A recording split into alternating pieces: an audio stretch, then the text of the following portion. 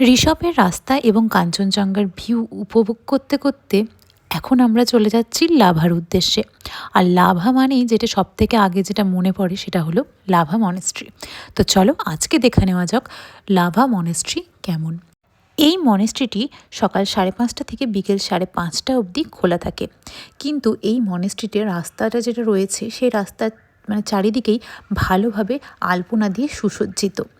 আর সবথেকে ভালো লাগে যখন এই রাস্তা দিয়ে পাহাড়ের একটু ওপরে উঠবে, যেই প্রাকৃতিক দৃশ্যটা, যে ভ্যালিটা দেখতে পাওয়া যায় সেটার কোনো বর্ণনাই হয় না। আমি তোমাদেরকে একটুখানি দেখানোর চেষ্টা করছি যে কীভাবে পুরো ভ্যালিটা দেখতে লাগে যত তুমি ওপরে উঠবে মনেস্ট্রির উদ্দেশ্যে।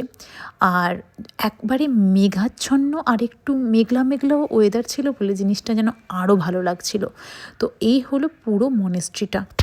এর মধ্যে রয়েছে বৌদ্ধ ধর্মের বিভিন্ন বই, তাদের প্রয়োজনীয় জিনিসপত্র, আর রয়েছে একটি মূর্তি বুদ্ধদেবের, যেটিকে খুবই সুন্দর লাগছিল, খুব স্নিগ্ধ লাগছিল।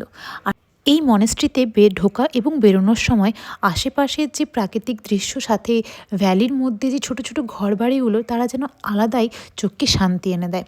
যাই হোক, তোমরা অবশ্যই জানিও তোমাদের কেমন লেগেছে। দেখা হচ্ছে পরের ব্লগে।